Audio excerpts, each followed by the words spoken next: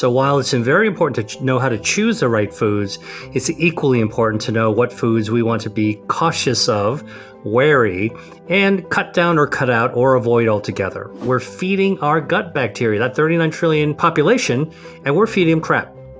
We're feeding them chemicals. We're feeding them things that they shouldn't be eating. How do you tend to prepare foods can actually make a big difference in terms of whether they're good or not so good for you. Dr. Lee, this is our third time together, and up until this point, we've always approached things from the perspective of these are foods we want to include in the diet when we can to prevent and fight disease. Today, I want to flip things around and come at it from the other perspective. Let's talk about foods that are the biggest offenders, things we want to be on the lookout for that are destroying our health. Yeah, well, Jesse, this is such an important topic. And while I mostly spend my research time looking at what foods to add, the truth of the matter is that most of us in modern society, living our ordinary lives, are encountering foods every single day that are not so good for us. So while it's very important to know how to choose the right foods, it's equally important to know what foods we want to be cautious of, wary, and cut down or cut out or avoid altogether, right? And so, the research has been pretty conclusive that many of the foods that we were trained on and our parents trained us on, and that maybe even our grandparents actually were used to, the renaissance of processed manufactured foods from the 1950s, post-1950s. These are the things that have, rainbow colors. They're ultra sweet. They come in a box, come in a can. The ultra processed foods, they are categorically not good for our health. And although I know that there's a lot of criticism that people throw out there, they throw a lot of shade at ultra processed foods. I think it's important to know the science behind this. And the science behind this is that you have to compare and contrast ultra processed foods to whole foods, natural foods, unprocessed or minimally processed foods, because really it's comparing one thing versus another. It's not saying that one thing is just, bad all by itself. It's like if you have a choice between a whole food, unprocessed or minimally processed versus an ultra processed food, which is better for your health? Now, one might say, what tastes better? What's less expensive? What's more convenient? That's not the question that you're asking me. We're saying, what is it that's better for our health? So here's the thing. Whole, unprocessed foods contain not only calories, which is important for our metabolism and our body's energy, our fuel source, but it contains vitamins, minerals, and a lot of bioactives that are found in especially plant-based foods, although they're also found in meats as well, but especially plant-based foods. These bioactives activate our health defenses, and there's things like dietary fiber, and maybe even bacteria that actually are in whole foods. All those things activate our health. And the reason I'm actually taking the moment to create that kind of framing is that if you go to the other side of the equation, look at those ultra-processed foods. They tend to have the bioactives removed from them, the vitamins and minerals removed from them. Most ultra-processed foods, if they've had vitamins, they've been injected somewhere in the factory to replace the ones that were removed. Mostly fiber removed. And even the fiber that's there is synthetic fibers or manufactured processed fibers, not natural fibers that you would find in a fruit or vegetable or a legume or a mushroom like a fungus. So a lot of stuff has been in ultra-processed food is natural whole foods, broken down, taken apart, mixed with other foods, reformulated, extruded, and then shaped into a, name your favorite cereal, breakfast cereal, or toaster baked good, or whatever it is that you want to think about, or you pop in the microwave. Those things are actually missing a lot of the things that are naturally good for us. Now, this is actually why I think that one of the reasons why ultra-processed foods are not as good as whole foods. But now let's talk about things that actually make ultra-processed foods even more damaging. And that is the addition of, what do you think? Additives. So now you want to actually make shelf-stable, inexpensive stuff that's going to be shipped around the world and stay on a shelf for 6 months, a year, maybe even longer. and that's when you start putting stabilizers. You start putting preservatives, some natural, some not natural. The color isn't so appealing. A beautiful strawberry you pick from you get in the garden, or a seasonal blueberry, unmistakable, right? Watermelon during the summer, you slice it open, man, that's a beautiful color. If you want to make something in a box look like a watermelon, you're going to have to artificially color it. Now you're actually going to put chemicals in there that are actually giving the resemblance of something we want to see, as opposed to the thing itself, which would be more natural. And those artificial colors, and by the way, artificial flavors, right? So think about a watermelon candy. Tastes great, right? But it's like ultra watermelon flavored. None of that is natural, right? Because watermelon actually is very subtle flavor.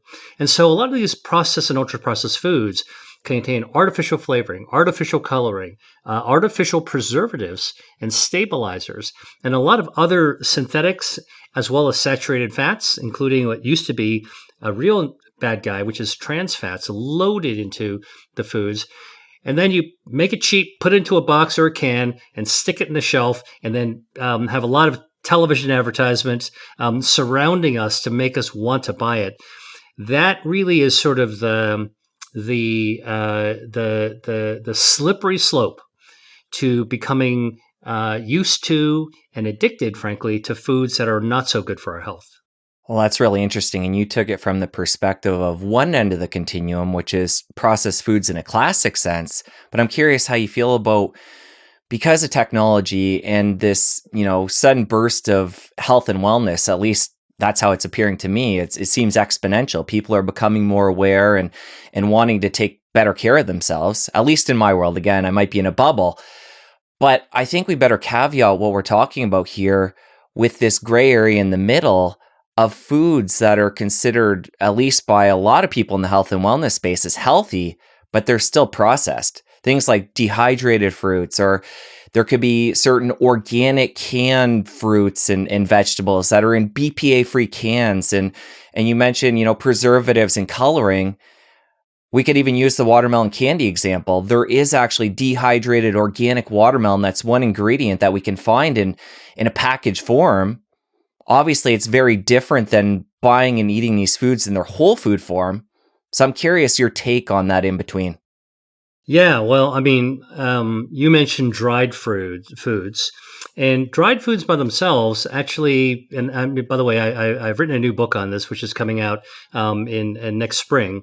That includes a lot about this. Dried foods by themselves aren't bad. In fact, if you go back 3,000 years back to history, where there was the Silk Road that connected China, Asia to Europe, and all the trading that went back and forth, not only with material goods, but also foods, in order to be able to actually put food on the back of a camel and walk it across a desert, for 3 or 4 weeks. The reality is that most of the food is either dried or put into jars, right? So canning, jarring, and drying is not by itself harmful. It's the stuff that you might want to add to it, or that gets added to it. Here's a great example. Let's move away from the watermelon candy, because candy in general is not really a healthy thing. Not for your teeth, not for your gut, not for your overall metabolism. But let's take a look at something that is healthy, that is so easy to put into a package and make it less healthy, right? I think that's what you're talking about. So let's talk about tree nuts, right? Walnuts, pistachios, macadamias, pine nuts, pecans, almonds. I mean, all those things are really great. Tree nuts have been shown categorically to improve survival, longevity, lower the risk of heart disease, improve outcomes if you have cancer, and indeed even lower the risk of developing cancer itself.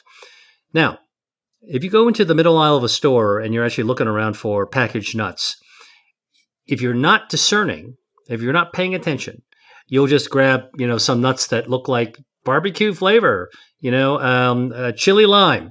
All right. And this is where, I think that it's important that you call it the middle ground, where actually we have to have this caveat that if you're going to go after healthy foods, don't just oversimplify. It's not that simple. Pick up a thing of nuts as an example and take a look at it. The flavorings that are used are often artificial, synthetic, additives. I always tell people to turn that package around and read that ingredient list, okay?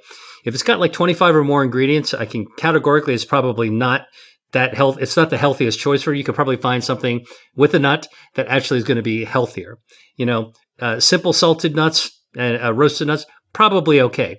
But please do read that ingredients, because the more chemicals that are in there. Listen, I have a science background, so I can handle a lot of chemical names, but it really is sobering and a little frightening to me when I start reading, like, why on earth do you need 15 rows of chemicals on an ingredient label for something that you could dry and you could put it into a bag, and you don't need a lot of other stuff. You could put a little salt, or you could put a few natural spices on it. That's an example of where a healthy food, when it's packaged, can easily become something that is less healthy. And another example I can think of where in the 21st century we're really lucky to be able to use these processing methods is when it comes to different herbs and spices, certain superfoods like reishi mushroom, chaga mushroom, things that are coming from all different areas of the world.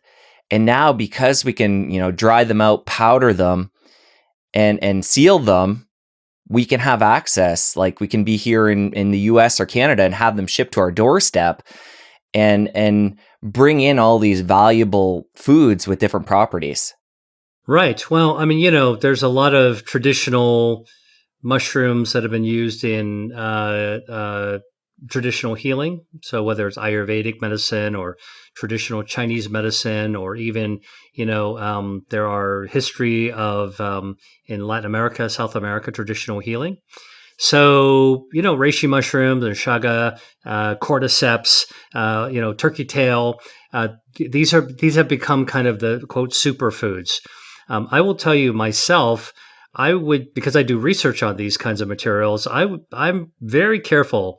I don't think I'd want to just pound down reishi mushroom, because I know that, I mean, it has some pretty potent chemicals in there that haven't really been fully studied. And if you go back to the original countries in which they come, whether it's Southeast Asia or in the mountains of China, I will tell you that people don't eat reishi mushrooms for fun.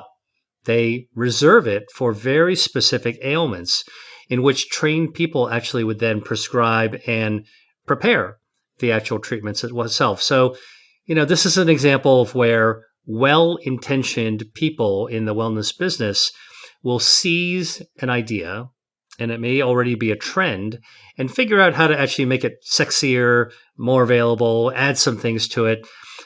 I'm a doctor and a scientist, so I kind of go where the science is. I'm very excited by, how to actually make healthy food more available for people. So to me, I'm all for that direction.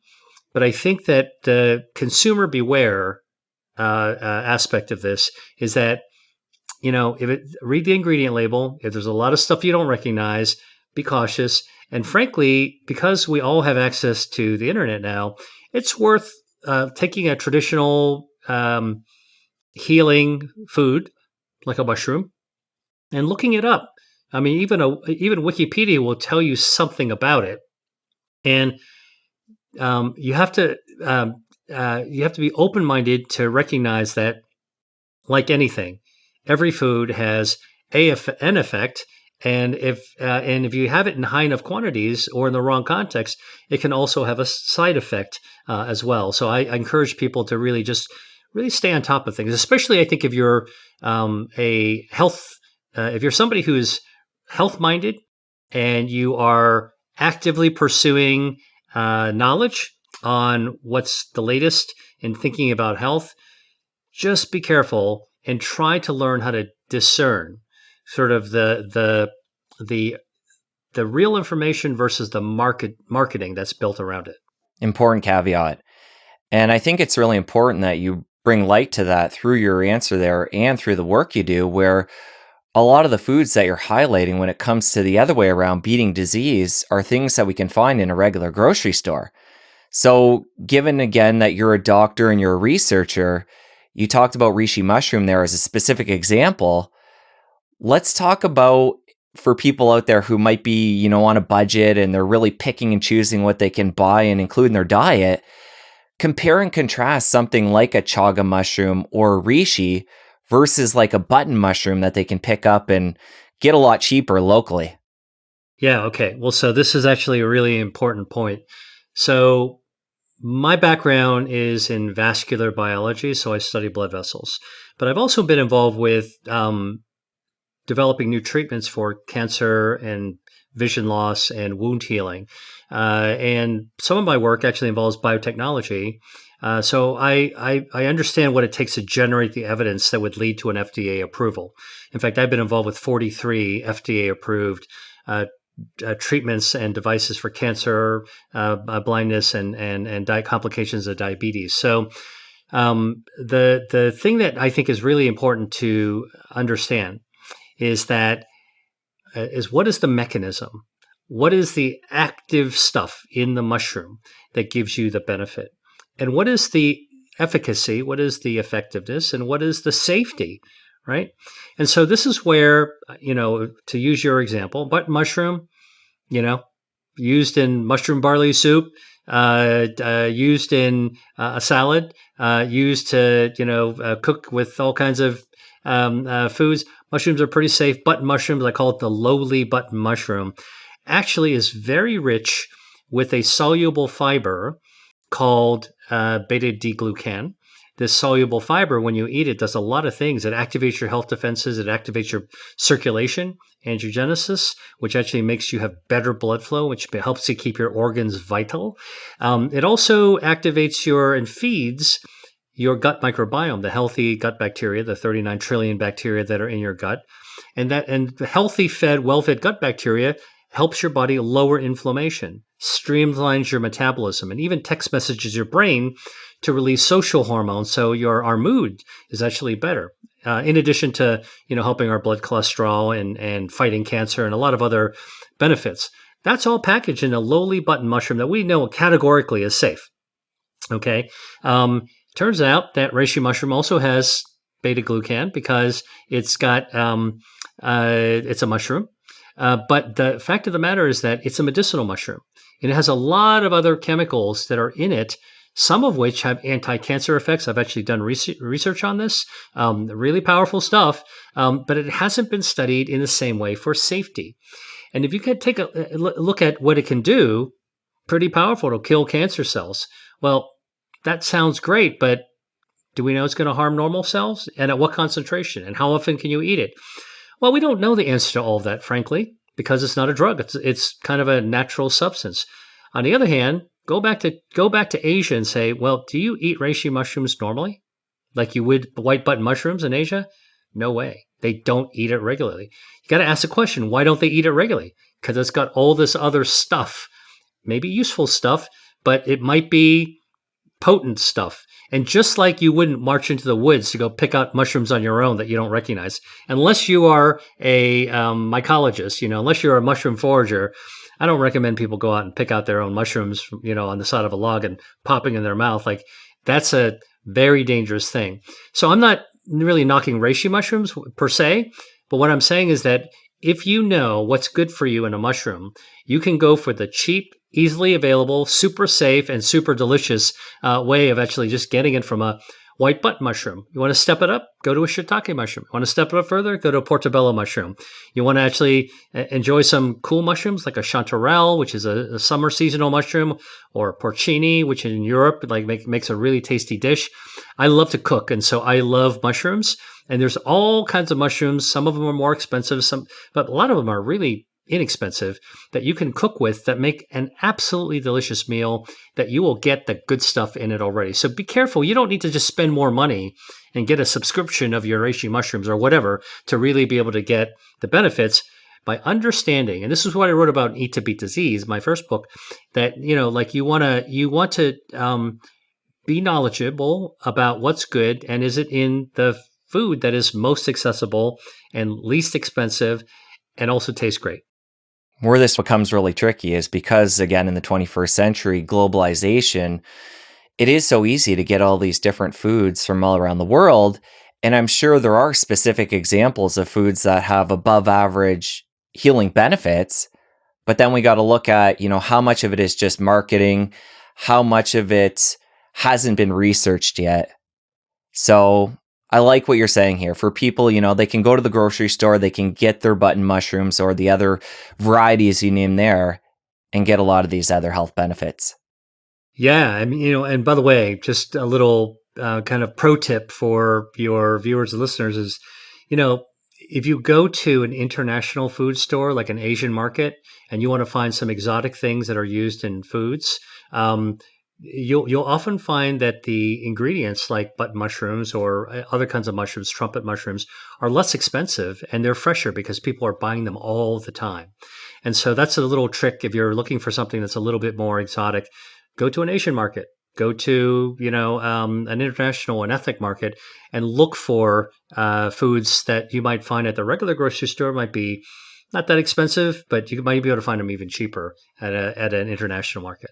I like that tip. My only hesitation in playing devil's advocate here is when you go to a store like that, they may be, great products, like you said, might even be fresher, but they're likely not going to be labeled with organic, non-GMO. Some of these labels that in the 21st century that we're looking for people that are tuned into health and wellness.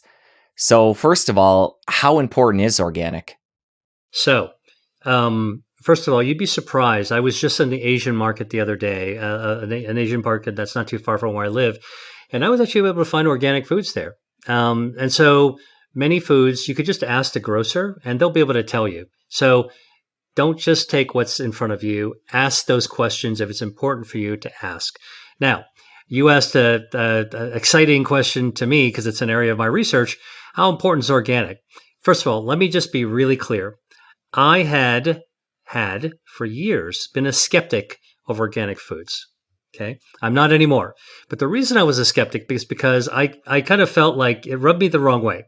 Why should I pay more money to buy a food that's grown without chemicals in a more natural form so that I could actually have the privilege of avoiding pesticides? Like it just kind of rubbed me the wrong way that it would be marketed something that was more natural and had less chemicals. I had to pay more money to actually get the more natural stuff, right? Well, there's another reason that research now has shown very definitively the advantage of organic foods. And I want everyone to really hear this because it's important. This is science, not marketing. All right. Turns out that a study was done and published in the journal Nature by an agricultural group, horticultural group in England. And they were looking at strawberries. Now, strawberries, as we all know, have a very thin skin. You can't peel a strawberry very easily. And so a strawberry that's grown conventionally with pesticides, those pesticides are going to be stuck on that skin. And because the skin is very thin, the pesticides will tend to penetrate inside that flesh, right? Nobody wants to eat a pesticide, a chemical-laden strawberry, right? Okay. What the researchers did is they wanted to compare not the level of pesticides between conventional versus organic strawberries. They wanted to look at something that I care about, which is the bioactives, the good stuff in strawberries. Among many good stuff in strawberries, there's something called ellagic acid. Ellagic acid is what makes a strawberry tart. Like strawberries are sweet and a little tart. Ellagic acid makes it a little tart. And it turns out ellagic acid is so powerful. It actually can cut off the blood supply to cancers. You can eat strawberries to actually starve cancers. It also is really a powerful antioxidant. It stimulates your stem cells to repair your organs. Also feeds your gut microbiome, and it also is helpful for lowering inflammation as well, right? This is a really, really awesome natural chemical in Mother Nature's pharmacy, not with a PH, but with an F, that's found in a strawberry. Now, here's what the surprise is. When you compare the conventionally grown strawberry, treated with pesticides, looks pretty because bugs aren't eating it. Okay, there's no bugs or insects swarming around a pesticide-treated strawberry, and you compare it to an organic strawberry, okay, where bugs have actually been nibbling at it. If you compare the ellagic acid, there's a lot more, 3 times more ellagic acid in the organic grown strawberry. There's 3 times more of the good stuff compared to the organic. Now, why is that? This is what's really amazing. Turns out that ellagic acid, like many of these bioactives, are Mother Nature's natural insecticides and pesticides. And so what happens is that in a organically grown plant, you actually have these little bugs that are nibbling on the leaves and the stems of the strawberry, chewing at it. And this whole strawberry plant reacts to that nibbling by creating more of a natural pesticide, natural insecticide called ellagic acid. Loads up the fruit with it to protect the fruit, because that's actually what's going to be responsible for the reproductive health, so that strawberry plant can live to grow another day, right? And so organic has more of the natural bioactive, whereas the pesticide treated or conventionally grown, it keeps away the bugs. Bugs aren't nibbling. Plant looks a little better, all right, but actually it doesn't need to produce as much of the ellagic acid. This has been shown not only for strawberries, but peaches, even coffee beans. Organic coffee, fair trade organic, actually has a lot more of another biochemical called a bioactive called chlorogenic acid. Chlorogenic acid is incredibly powerful for streamlining your metabolism and actually improving your blood flow as well. And here's another example with coffee, where the organic version is better for you. And we've actually measured it. We found 3 times more of the good stuff. And there's an explanation. Little natural bugs and pests actually nibbling at the leaves and stems of our plants actually prompt them to actually secrete more of the good stuff. Now, I'm actually willing to pay more to get more good stuff. I don't want to be paying more to get less bad stuff. I look at it now, it's completely changed my mind about organic foods. And so now when I have a chance, I'll actually look for the organic. I love that. And I love the explanation. That makes a lot of sense. And it's kind of riffing off what you just said there. We have this mentality up till this point of paying for volume and calories. But what this does is flips that on its head. And even though we're paying more for organic, we can look at it like we're paying more, but we're getting more nutrition. So there's the value there. Absolutely. That's exactly what I was trying to say. I think it's important we come at this from another perspective as well. So we know that the nutrients are upped, and this is something not a lot of people are talking about. So I'm glad you went into detail there. But let's talk about it. And this ties into something you brought up a couple times, the microbiome. So what happens with that strawberry example when it is sprayed with pesticides, which is there to, keep pests away, and then it goes into our digestive system, and we have all our good bugs there, hopefully a lot of good bugs. How does our body react with those chemicals?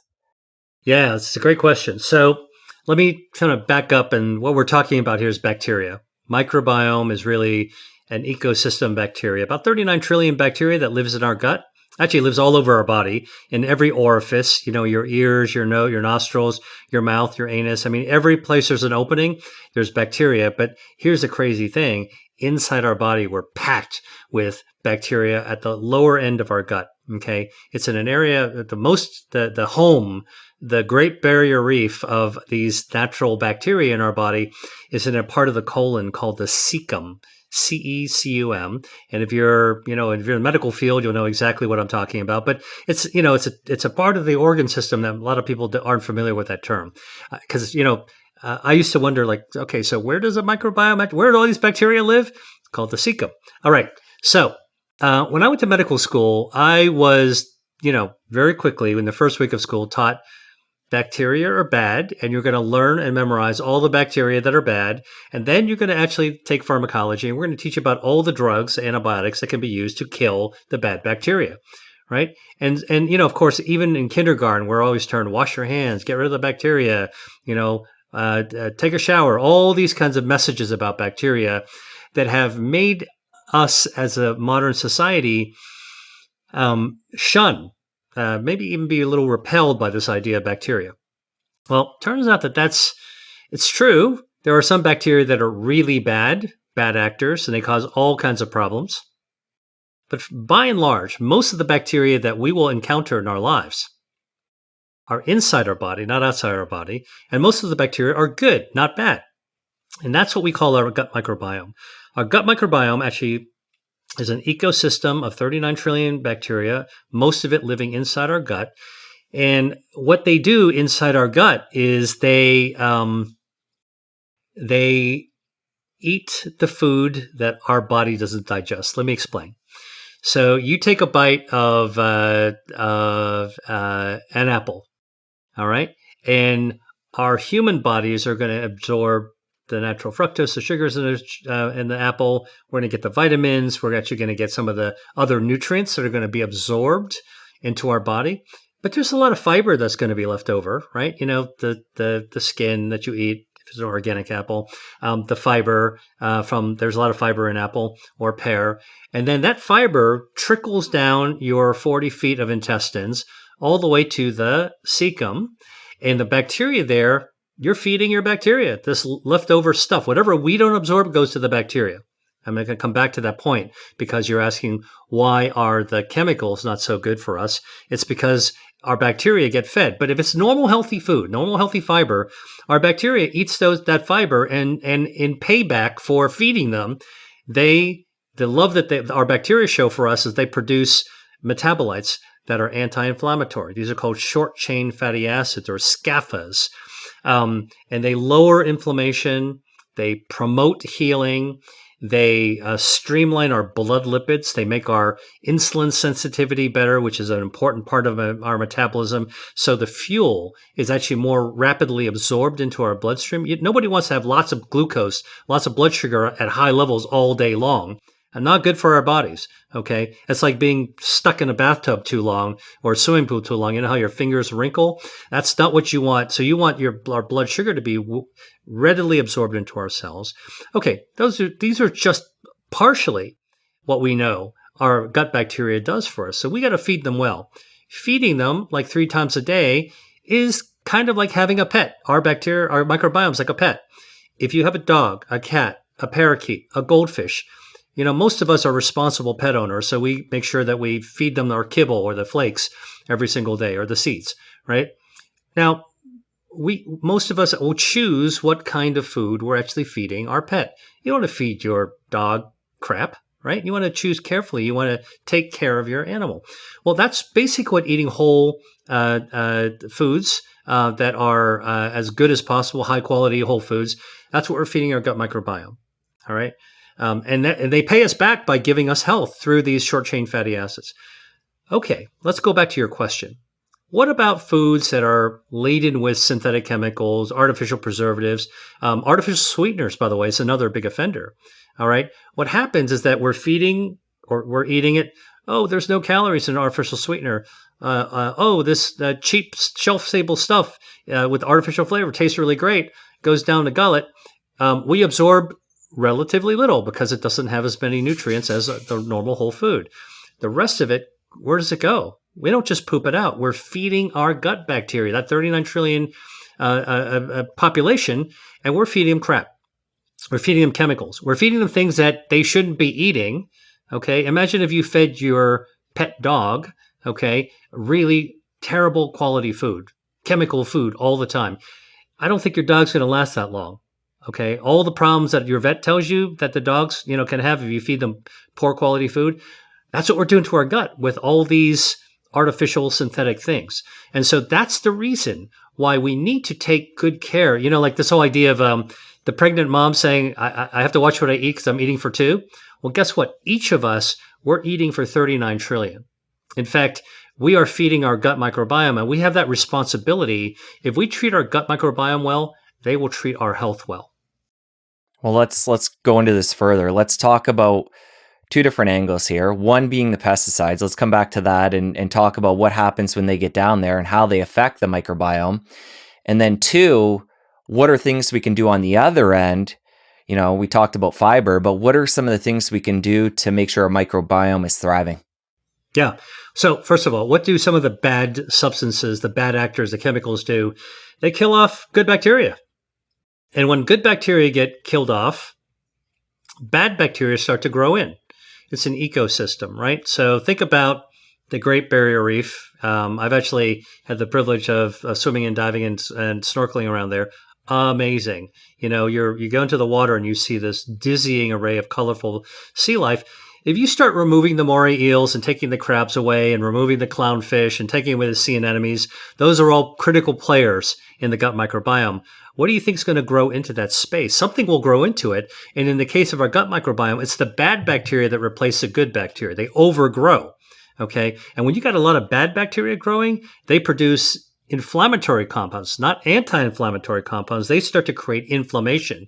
And some of these bad bacteria, by the way, can drill their way through your healthy gut and even get into your bloodstream, which is really, really dangerous. In fact, there's one called C. diff, a Clostridium difficile, which is a big, deadly problem in the hospital that can cause terrible inflammatory changes in your gut. You got to be on IV antibiotics, and some people don't make it when they have that kind of infection. So that's why overgrowth of bad bacteria is a terrible thing. We believe that a lot of irritable bowel syndrome, inflammatory gut disease, and even colon cancers and gut cancers are probably at least partly attributable to harmful overgrowth of bad bacteria. And that's just in the gut. We also know that when you have harmful bacteria growing in your gut, it raises the chances of actually having heart disease, diabetes, and even Alzheimer's disease because of the gut-brain axis. There's a connection between the two. Bad actors in your gut cause bad consequences everywhere in your body. This is such a new, important field that we only understand the tip of the iceberg. And if I were advising a young medical student going into their career right now, and they ask me, hey, Dr. Lee, what kind of research field should I go into? I would say go study the microbiome. There's a whole vast frontier out there that teaches us how important our gut bacteria is for our health. So what are some of the good things that you can actually do? We talked a lot about the bad things. I'm always about the positive side. Like, don't tell me about just a problem if you can't give me a solution, right? So the solution is this. Feed our bacteria, our good gut bacteria, to restore their integrity. Help the good guys grow back, right? So think about it this way. You have a perfectly good neighborhood, and some of the people, the residents there, get older and older. They age out, and they die, and they move away. And now you've got gang members and drug dealers that move in. Okay, that's the overgrowth of bad bacteria. What do you think those drug dealers and gang members are going to do? They're going to attract more drug dealers and more gang members into the community, and well, there goes the neighborhood. And that's what happens when you have an overgrowth of this bad bacteria. So what do you do? How do you rehab a neighborhood? What's the good move? Well, look, you've got to move some of the bad guys out. That's for sure. But then what you want to do is you want to move lots of good guys back into the neighborhood, because you can actually rehab a downtrodden neighborhood by moving it, by rehabbing the neighborhood, making the places nicer, moving people in that deserve to be there, that can be good citizens. And how do we do that for our gut bacteria? We start eating more whole plant-based foods. We eat fiber. We eat good bioactives. We eat the positive bioactives in whole foods. We cut down on chemicals, synthetic chemicals, artificial sweeteners, artificial flavors. We try to grow back the good guys, and the bad guys will start to go away, because the good guys can overgrow. They can actually dominate if you give them the opportunity. And so what we do is we can eat three types of foods. Number one, we can eat prebiotic foods. These are foods with a lot of dietary fiber. Broccoli, apples, lots of fruits, pears, mushrooms, celery, kale, lots of these green veggies, red bell peppers, green peppers, onions. They all contain lots of dietary fiber. Awesome. Great. Good for you. Even bamboo shoots that you might get in an Asian market, for example. I was just thinking about that because I said I went to an Asian market the other day. Also, great way of getting dietary fiber. That's why pandas eat bamboo, by the way.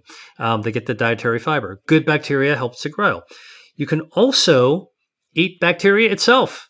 So bacteria in foods, again, we were always told, if you look in your fridge and you see some blue stuff growing on your food, toss it out. True. Please do that. You don't want to be getting food poisoning. But there are certain foods that have good bacteria in them. What kind of foods? Yogurt.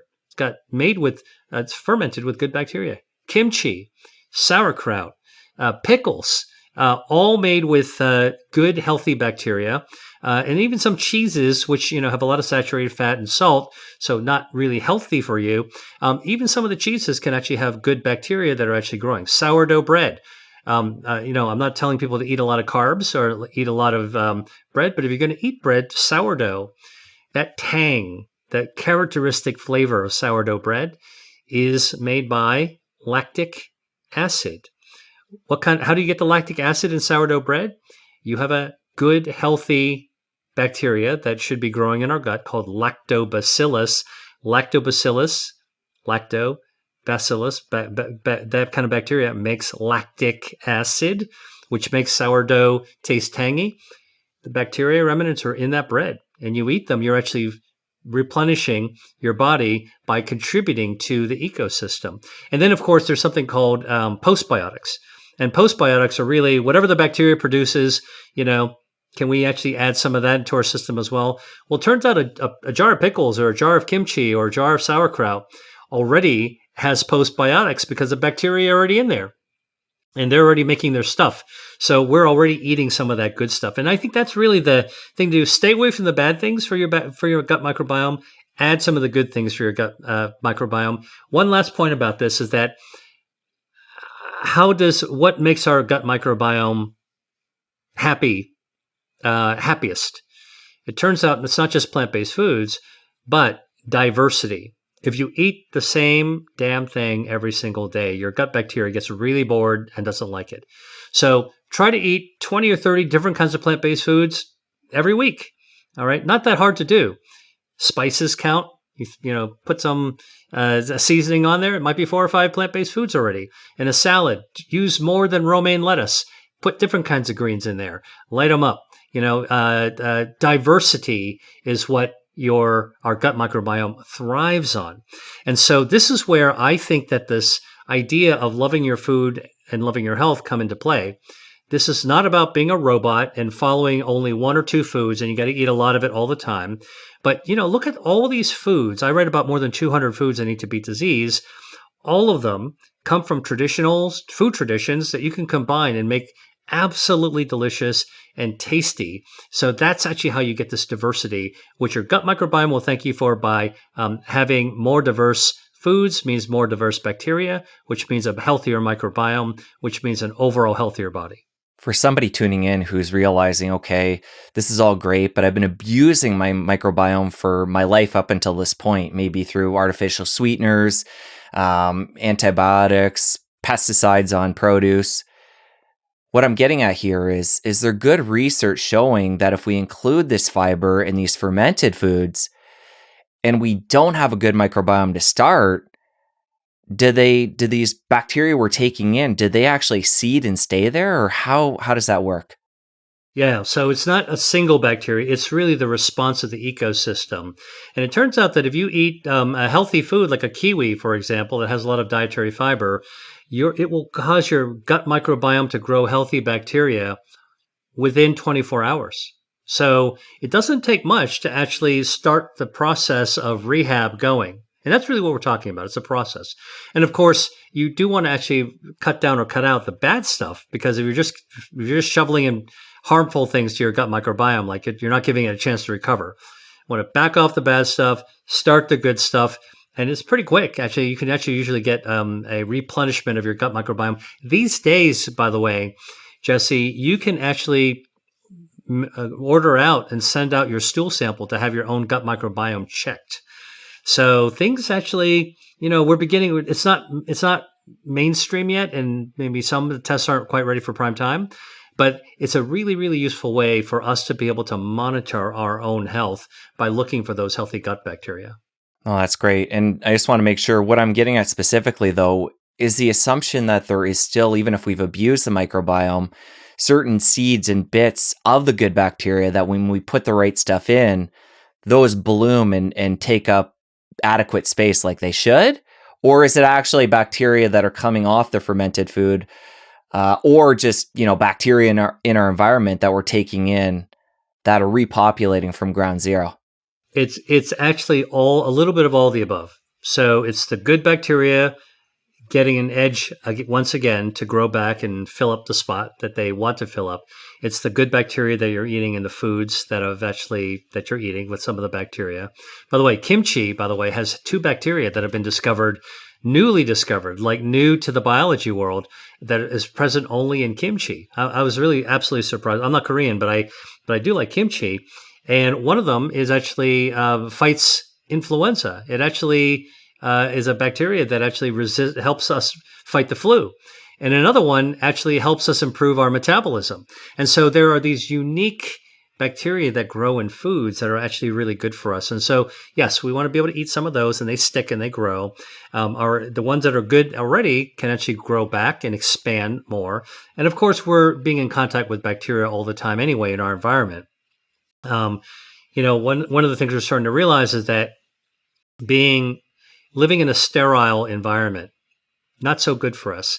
We need to be participating in our planet, which is not so much as a dirty planet. I mean, well, maybe it is a dirty planet, but basically we need to actually be in contact with. We need to be at one with the different kinds of bacteria out there. So you got a kid, let them play in the dirt a little bit. They're actually getting some good bacteria from the planet to help keep their gut, keep challenging their gut to making sure it's in good shape. And Dr. Lee, I know you're all about food first, which makes a lot of sense to me. But how do you feel about layering on with the fiber, with the fermented foods, a good probiotic? Oh, well, look, probiotics are, I mean, I take probiotics. I believe in them. Probiotic is really a mix, tends to be a mix of bacteria that we're just adding to the good guys that are in our gut.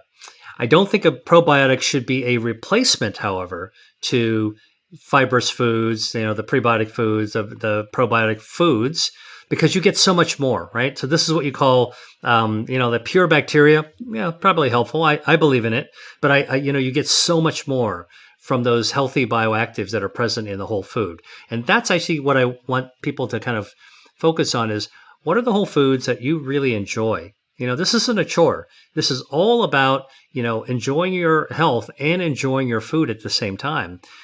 You can actually pick from a menu of foods that are actually good for you. Don't eat the ones you don't like.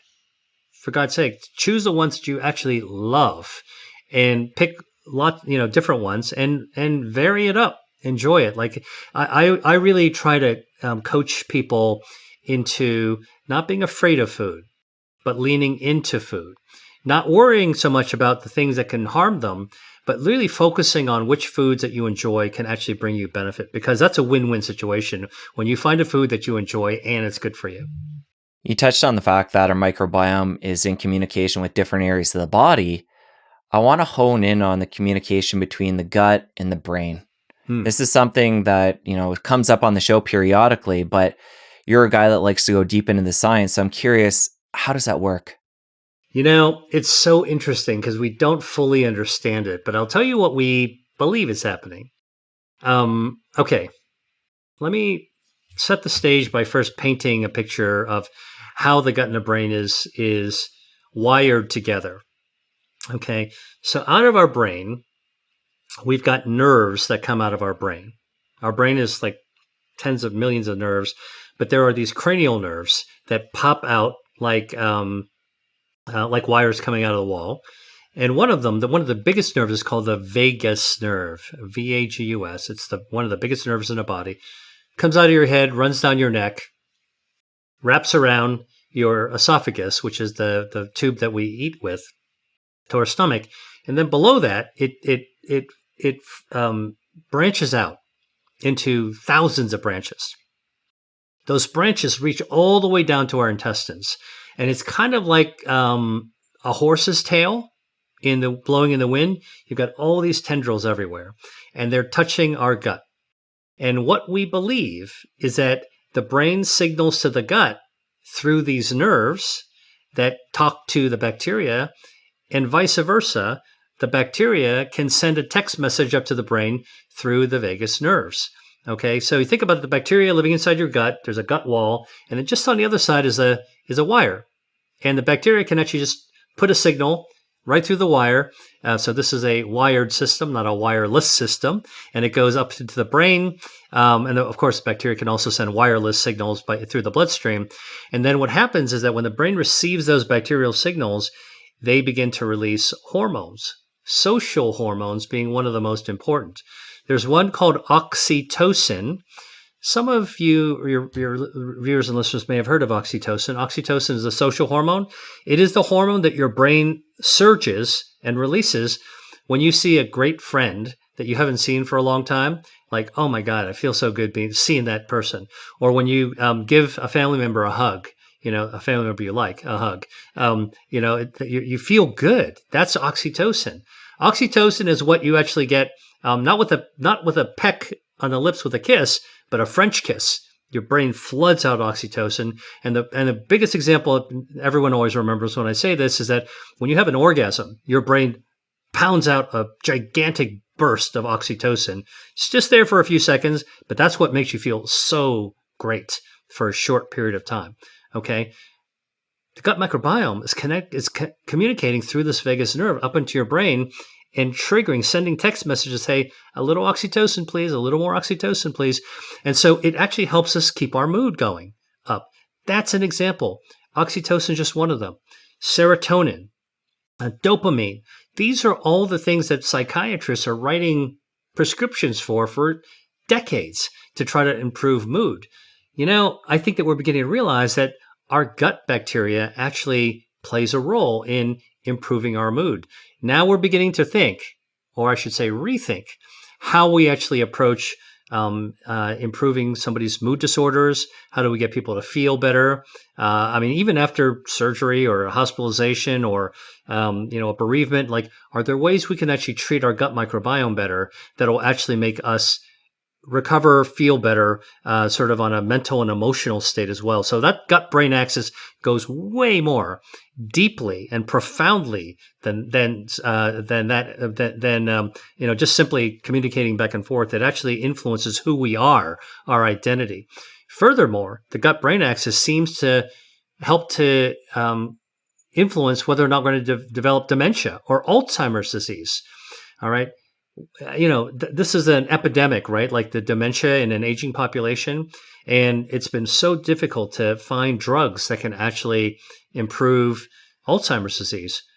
Could the answer partly be by improving the gut microbiome? Actually, I happen to think so. And so this is another really exciting area of research that we cannot ignore. You mentioned you're somebody who takes a probiotic as part of your supplement regime. I'm curious, even though you are a big proponent of using food first, again, coming back to that, what other supplements are you into?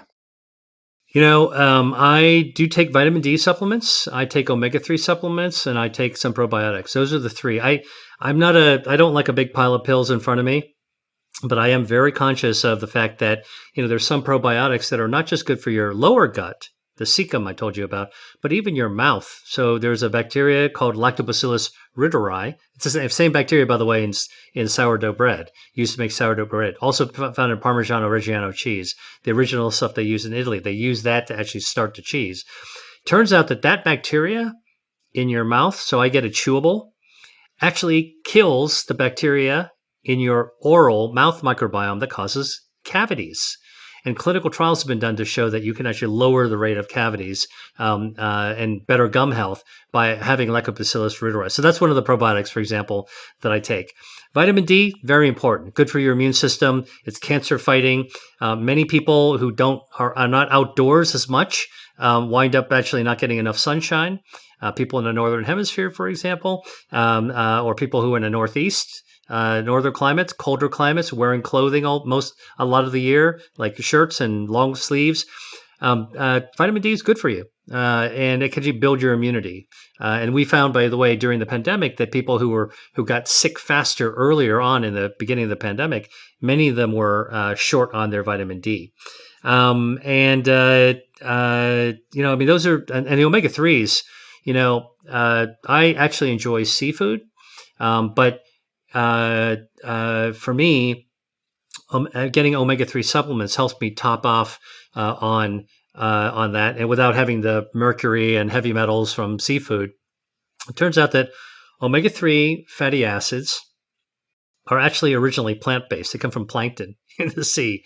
And it's the fish that eat the plants that then the bigger fish eat the bigger fish, the smaller fish, that actually builds up the omega-3s in their flesh. But if you eat a fish oil supplement, omega-3 supplement, you actually just get the whole deal, shebang, that you can to top off. Now, there was a study that was published last year that was a real eye-opener, looking at blood levels of omega-3s, because you can find you can find a fingerprint of how much omega-3 is in your blood, in your red blood cell. Okay, your red blood cell is what makes your blood red.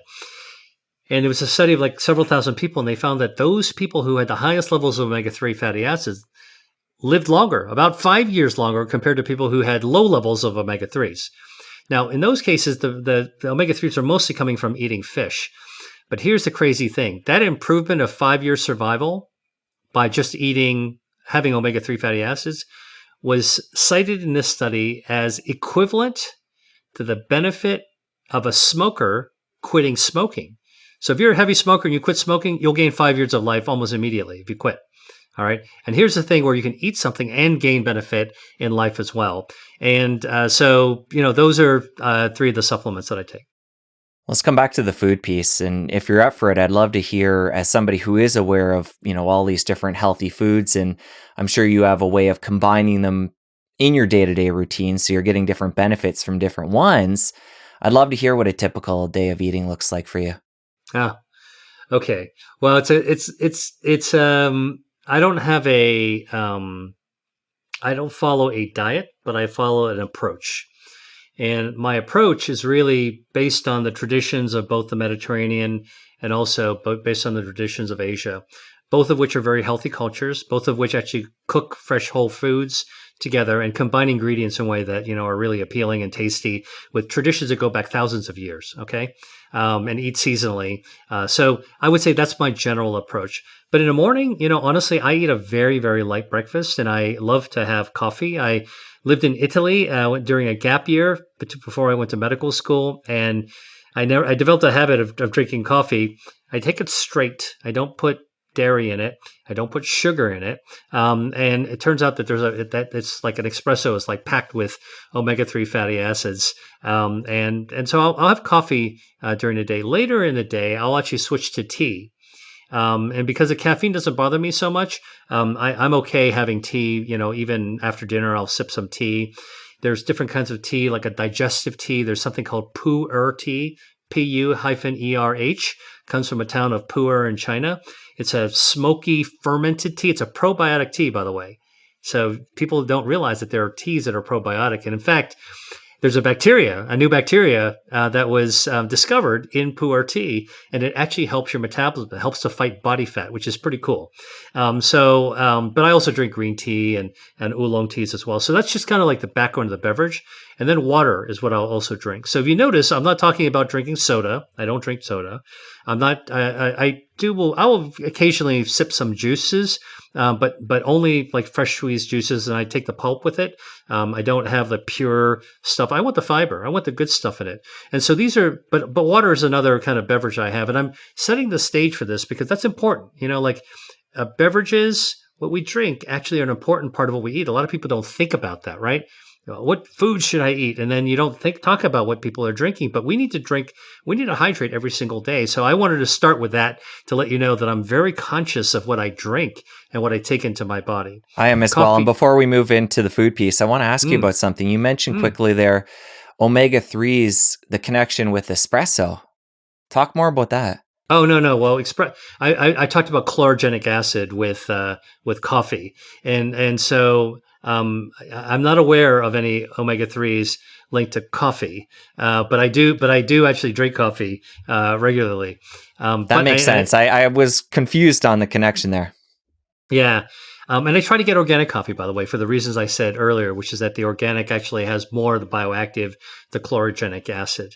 You know what? These things are all kind of rules of thumb, and I try to get it. If I have a cup of, conventionally grown coffee, not going to hurt me. I'm okay with it. I think you have to be reasonable at how you live your life. And that's one of the things that I want people to know is that I don't go by hard, strict rules. You have to adapt to your circumstances. Every day is a little bit different than the previous day. But I do actually, I'm well aware of that. In terms of the foods that I eat, I like to actually eat fruit, not too much of it. A single pear during a seasonal fruit, like a pear, actually will have 6 grams of dietary fiber. That's been shown, a medium-sized pear, actually to be helpful to your gut microbiome. It helps to grow a bacteria called ruminococcus. That ruminococcus has been shown to up your game in terms of immune defense so powerfully, by the way, that they've studied cancer patients who are eating about 6 grams of dietary fiber. And that ruminococcus that they're able to measure out of their poop actually correlates with their immune response to fight cancer. You get better survival, actually, if you actually eat 6 grams of dietary fiber a day, anywhere from 6 to 20. And so really powerful stuff. Like, it's in the back of my mind. And by the way, for people who are interested, I put this kind of information out on a regular basis every single week on a newsletter that I have on my website that's free. And, please sign up for it, because I'm drinking out of a fire hose every day, looking at this new research that's coming out and trying to figure out, like, okay, so what's important for us to know, what's actionable. And so that's the kind of information that I'll incorporate into my own life, into my own diet, right? So I'll try to have some fruit. I don't eat a ton of fruit at a sitting, and that's important. If you drink 2 cups of orange juice, by the way, it takes about 8 oranges to make 2 cups of juice, and that's got more sugar in it than a can of soda. All right, so a lot of people don't realize that just because it's coming out of a fruit doesn't mean that it's healthy for you. But a little bit of an orange, I would eat a whole fresh orange, a clementine, a Valencia orange. I'll just eat that, but make sure you have it with the pulp and the fiber, because that's actually good for your microbiome. So I'm very aware of that kind of a thing. I like to have a light salad. I eat very light lunches. I like to have light salad. I took an opportunity to have greens. Sometimes if I have a cooked green or a vegetable, I'll take it from leftovers the night before and I'll heat it up and eat that. And I tend to eat a light-ish lunch as well. Something that we can talk about if you like, or we can talk about at another juncture, is really this whole idea of what's become quite trendy. We call it intermittent fasting. Eating lightly actually is equivalent to has equivalence to fasting, because it all has to do with the amount of calories that you're putting into your body. Eating lightly actually makes everything that we've ever studied in research live longer and live healthier. It's really when we actually have the overage of putting food and calories in our body that we overload. And I tend to have a little bit of a more filling dinner. And, I like fish. I like whole grains. I like legumes. Something that gets underrated, but that is super healthy, and dirt cheap are beans. Canned beans, dried beans. You can buy them by the bushel, by the bag, and you can create all kinds of flavorful things with herbs and spices and cook them with broths. You can make a stew out of it. And they're also good for sprinkling onto salads. And so I do like to actually eat that. And by the way, the reason I'm mentioning all this in this order is that this is how I think about meal planning. Okay. Notice I haven't yet gotten to the protein, the animal protein or the fish protein I'm actually going to eat, because sometimes they don't add one. But if I add one, I stay away from red meat. Sometimes I'll have a little chicken.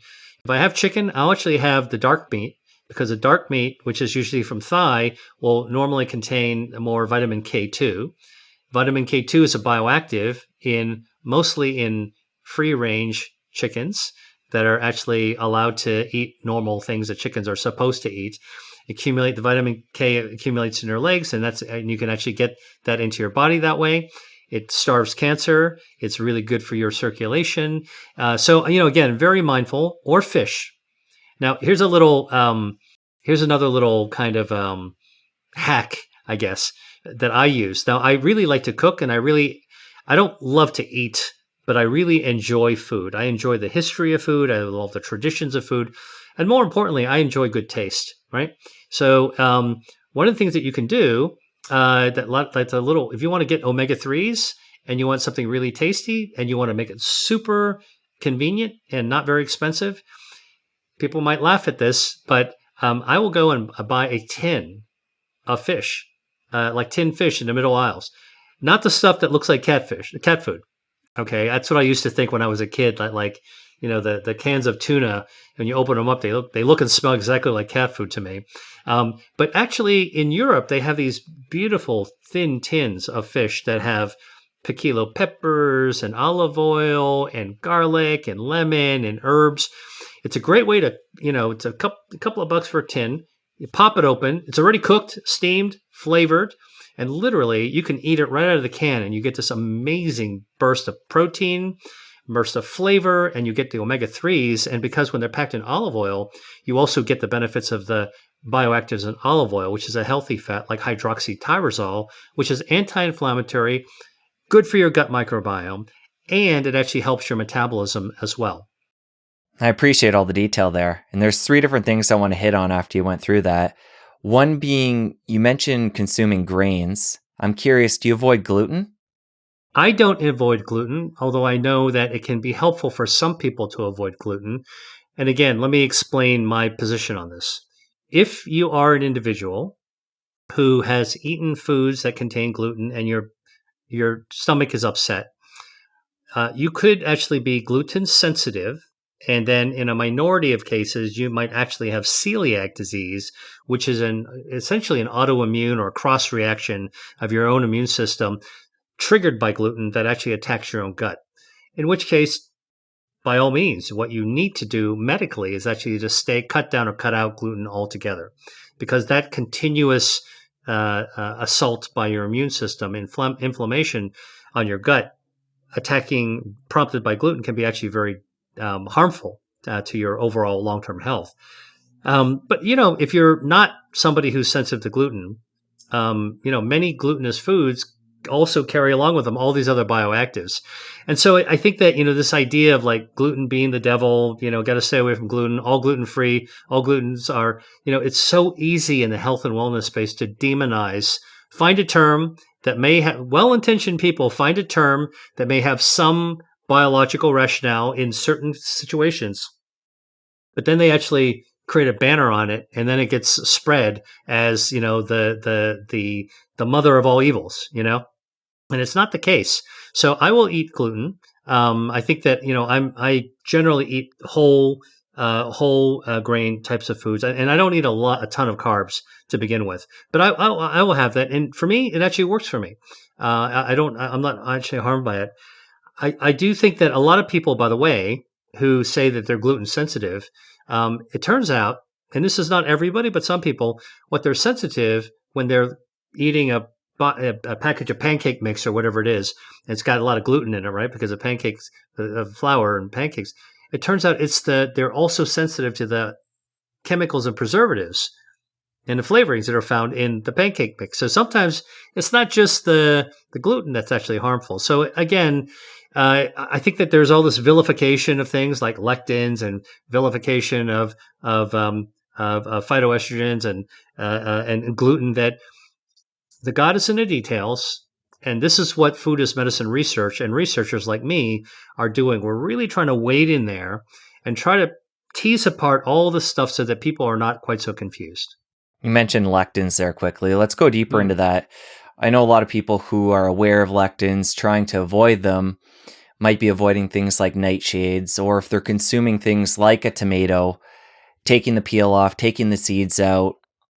Go deeper into that. Or you mentioned, obviously, from what you said there, I know you're not totally avoiding them, but are you aware and trying to limit them, or how do you feel about all that? Okay, same deal as gluten. Okay, I mean, actually, even different than gluten. So first of all, I'm a vascular biologist. I study blood vessels. And so I know a lot about lectins, because lectins are very important for the integrity of our circulation. In fact, lectins are kind of the super glue that holds our tissues together. If you didn't have lectins, you'd literally fall apart.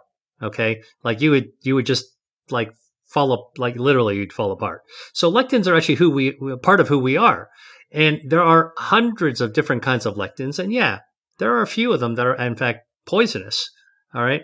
But there's a whole mythology, okay, about lectins and their toxicity that, once again, I'm sure somebody well-intentioned started to put together the facts. And then it started to snowball into essentially an urban legend that got spread everywhere. And we know when you talk about lots of people being aware of lectins, what they're aware of the narrative behind lectins. But they're not really yet informed on the science behind lectins, because most people don't know that without lectins, they fall apart. Okay. So let me kind of tell you, I'll try to condense this into something that I think your listeners and viewers will actually remember. Tomatoes are one of the culprits because it's got lectins and it's part of the nightshade family. Ooh, nightshades are deadly. Deadly nightshade. Got to stay away from that. Okay. And the lectins are deadly as well. And tomatoes are poisonous, right? Got to stay away from them. Let me give you a little historical fact because I'm a big believer to understand our present and our future. It's very helpful to reflect on the past and where some of these where some of the traditions and stories may have come from.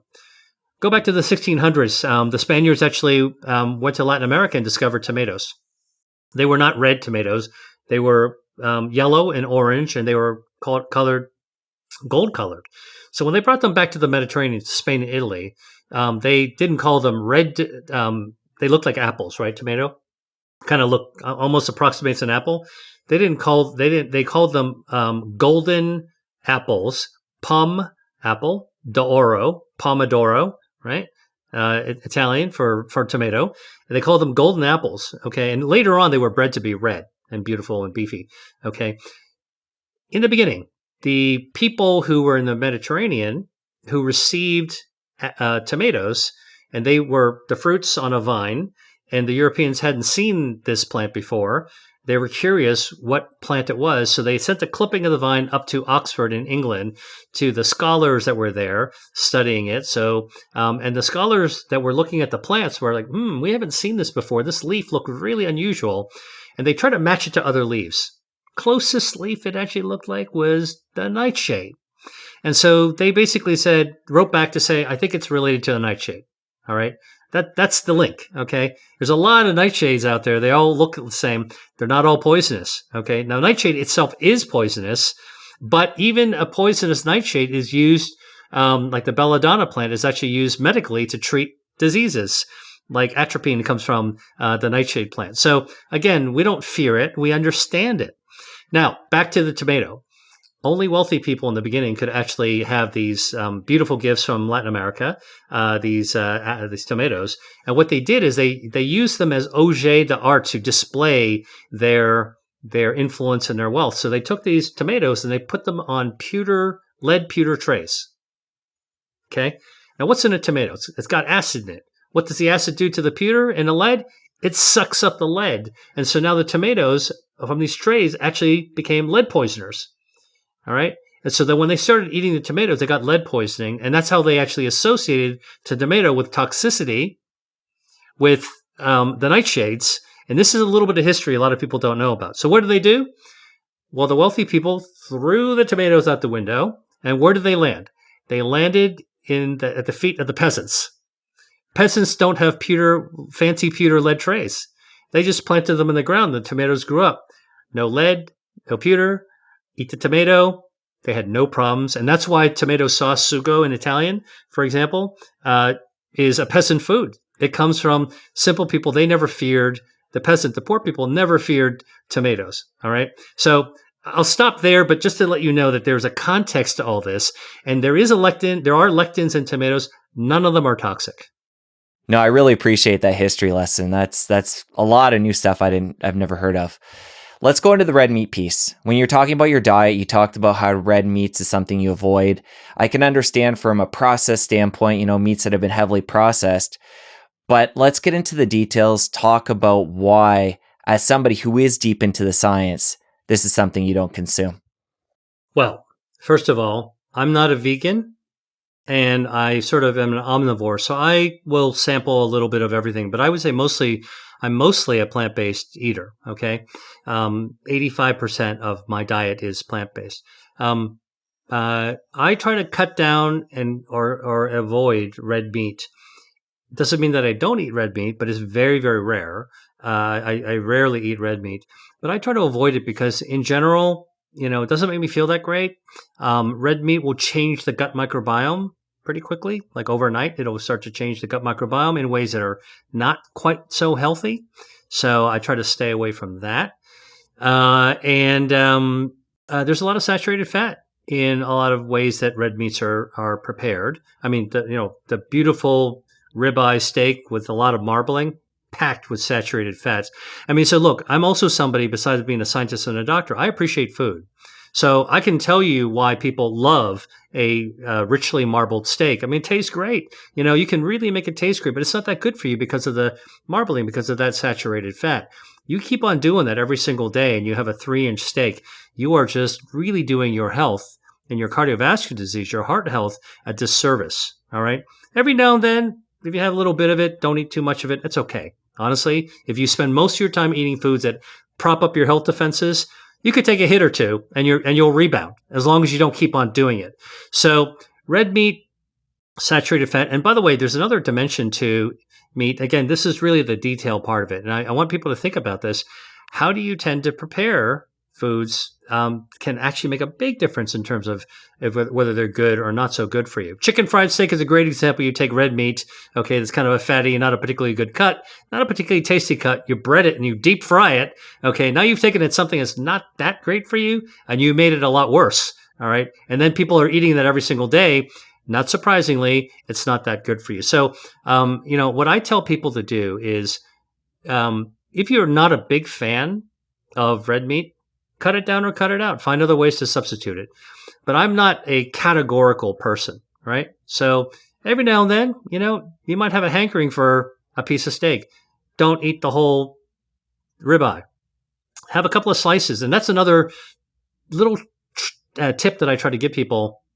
Some people really, really love red meat.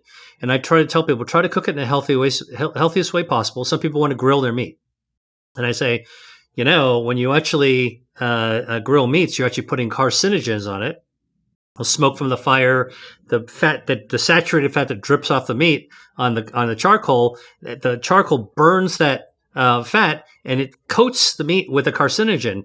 And the char of a really, really amazingly grilled steak, kind of medium rare on the inside, the juicy but charred on the outside to give you that taste. Okay. Obviously, I've had that kind of steak before. It tastes great, but not healthy for you because that char actually is a carcinogen. And with that smoke flavor also is a carcinogen. And you don't want to actually get the fake smoke flavor, which is made by chemicals, poured onto your meat either, right? So these are all the kind of details. So there are ways, by the way, to lower the harmful things on a grill. Even if you marinate your meat in a marinade, mostly with fruit, chopped up fruit, pineapples, and peaches or whatever it is, you'll actually neutralize a lot of the carcinogens that might come onto it. So how you cook your meat actually can make a difference as well. And I'm not telling people categorically never eat meat. There are other people that will do that. I'm sort of a reasonable guy, and I can appreciate when people really love to have a food. Everyone has something that they love that's not so good for them. What I tell people is cut down or cut out the things that are not so good for you. And if you're going to eat it occasionally. And if you're going to go for it, eat one that's actually really high quality and that's really going to satisfy that craving. Let's talk about meat for 1 second. I'm a researcher and I'm well aware of the innovation of plant-based meats. Okay. Interesting idea, right? You take plants and you break them down and you reform them and you add all kinds of stuff to them to make them taste like meat. And you can even grow meat in a glass dish to create, lab grown steaks and fish and chickens and ducks even. It's kind of crazy, but I'm familiar with that because that's what we used to do in the lab to do human research. Well, the plant-based meats are really ultra processed foods. And if you're somebody who wants to avoid GMO, genetically modified foods, the ones that bleed, well, they engineer the gene to make them bleed. The plants don't bleed. There's no blood, but they actually engineer a gene for hemoglobin. And so here's a thing that I would say, rather than switch from your hamburger or your steak to a plant-based meat, just go for whole foods and try to find the healthiest combination. If you want to eat a steak every now and then, just get the best damn steak you can actually find and get a small piece of it, cook it just the way you want it and eat it, enjoy it, but don't substitute it with an ultra processed food either. That's not necessarily good for you. I'm glad you touched on GMO there. And this is something that ties back to organic, what we talked about earlier, because when you're buying organic, supposedly it's non-GMO. Let's talk about GMO, zoom out a little bit from a broader perspective. When you're, at the grocery store or the Asian market buying produce, are you totally avoiding GMO or how do you feel about that? I think there's a practical part of me and then there's sort of a principle part of me. I would like to avoid GMO foods whenever I can. But I think they're really hard to avoid. I think, like it or not, most of the foods that we actually would encounter have some genetic modification legacy attached to them. Uh, and some of the uh, genes that have been used actually make the plant more robust and more resistant to climate or pesticides or pests as well without necessarily doing clear cut damage. So that's the principle of me. Like, I'd rather avoid it if I can. But I think a lot of plants, even the ones that are labeled GMO, it's probably there's some element of GMO. Who's going to check? Who's going to tell you? You're just going to believe what's on the label or what the grocer tells you? If you go to a farmer's market, it looks more natural and looks more organic. The dude might have grown it in his backyard or in his field. Could also have some impact of GMO as well. So I think it's very, very difficult to avoid. But I can tell you, I definitely go out of my way to, if I spot that there's something clearly genetically modified, I will avoid it if I see it. You touched on cooking methods, and I think that's really important. We talked about that. That's actually where I was going to go. But there's also this other side to it I want to make sure we touch on quickly as well. And that is, if you're using the right cooking method in cooking certain foods, you're actually enhancing certain properties. And we can come back to our friend the tomato. That's a good example with the lycopene, where cooking actually unlocks that nutrient and makes it more bioavailable. Yeah, well, I mean, most people feel like, if you cook, you might be breaking down the good stuff. And yeah, sure. I certainly remember my grade school cafeteria, having that overboiled vegetable, that limp green beans or whatever it is. They clearly have had the heck cooked out of them, and the heck including the nutrients, right? I mean, there's not a lot left, and they don't taste very good either. But it turns out that some compounds actually are unlocked, like tomatoes. You take lycopene, and that's the bioactive in a tomato, and you pick a tomato off the vine and eat it like an apple, or cut it up in a salad, a fresh tomato salad. You get the vitamins, you get the hydration, you get some of the dietary fiber. The lycopene, you'll swallow it, but it's in a chemical form that is not that easy for your body to absorb. In fact, for every mouthful of tomato you eat, your body will only absorb about 20% of the lycopene. Rest of it isn't easy for your body to absorb. And so it's in a chemical formation. So how do you get it to absorb it? You heat it up. You heat the lycopene, simmer it at a low temperature. You'll slowly change the natural chemical into a form your body loves to absorb. And you can actually, just with simmering tomato sauce for about 20 minutes, okay, think about grandma's tomato recipe, slow cooking on the stove. You can then get your body to absorb 80% of it. So that's an example of where cooking actually activates the bioactive so your body can get more of it. When you went through a typical day of what you'd eat, you talked about breakfast, you'd have something light at that time, and then later touched on intermittent fasting and calorie restriction. I want to take some time and dig into the two there.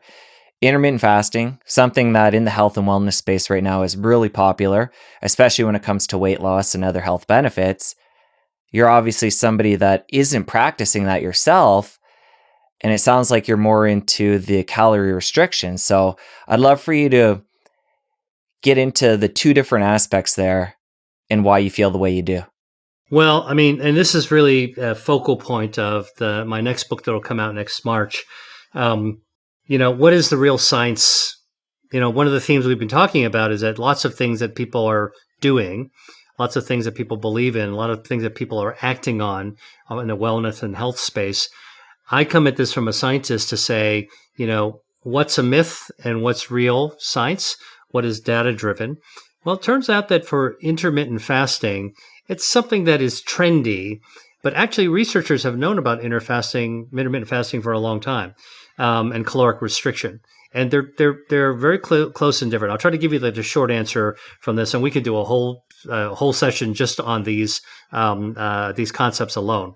But in a nutshell, intermittent fasting means that you're not eating all the time. Intermittently fasting, look, when we go to bed at night and we're not eating, we're intermittently fasting. And you get up in the morning. What do you do when you eat something? You have break fast.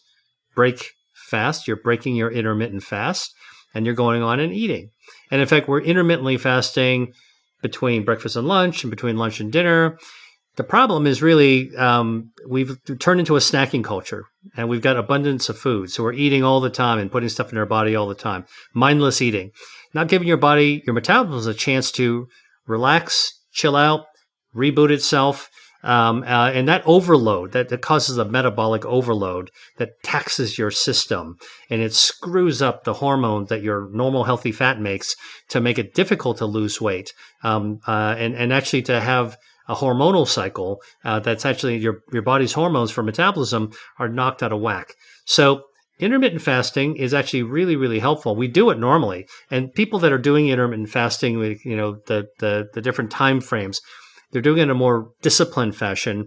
But and we can talk about this another time. But I mean, really, that is one mode of actually limiting the times that you are actually putting fuel into your body. Now, caloric restriction is related but different. Caloric restriction just means, I'm trying to make things easy for people to understand, but this is how I first understood it, and it's still the case. Caloric restriction is exactly what it sounds like. Eating less calories. All right? Here's an example. If you sit down and you had a cake in front of you and you ate the entire cake and not just a piece, you're clearly not restricting your calorie. But if you actually ate a whole bowl of beans, okay, and you had a serving, a couple of a small serving of it, that's healthy for you. But if you ate the entire pot of beans, you'd be also overloading calories in your body as well. Even though there's some good stuff, you're actually overloading your system. So calorie restrictions is basically saying don't overload your body, and it's beneficial. And think about it this way. It's like going to the filling station if you drive a car using gasoline still and filling up your tank. What do? Your tank's running on empty. You got to fill it up. You go there, you put the nozzle into the tank, and you click it, and it's running, filling up, filling up, filling up. That's the equivalent of when we're eating food. All right. Now, what happens when it's like the tank's filled? The nozzle has a sensor that'll click off when the tank is full, and you're not overloading it. And you put the tank back and you drive off and you're starting to burn down the fuel. That's basically like eating a normal sized meal and going off and doing your daily activities, including a little physical activity, a little exercise. All right. Now, what happens is that in an era of abundancy and a society where there's food all around all the time, it's like filling your car with gas all the time. And not only are you filling up the car with gas all the time, all right, you're actually overloading it. So imagine that little clicker that stops the fuel coming out, imagine that was broken. And now you're just pumping the fill in. The gas tank is full. What happens next? The gas comes rushing out of the tank, spills down the side of the car, gets on your shoes, and it's a lethal hazard. It's a fire hazard. That's what happens when we do caloric overload. And so when people talk about caloric restrictions, I try to tell people, look, it's kind of like filling your car with gas. You don't want to be doing that. It's dangerous for you. And rather than thinking about it like some kind of like rigid thing that you have to follow and you need to calculate it. Like I know there's biohackers that are into that, and I credit them for doing that. But for most normal people who don't want to be counting their calories and measuring and weighing their food, what I would say is that give your body a break, give your metabolism a break, and don't overload your gas tank, because that's actually what eating calories are. It's putting fuel into your body. You don't want to overload it, because just like anything else, if you overload your fuel tank, it becomes a danger.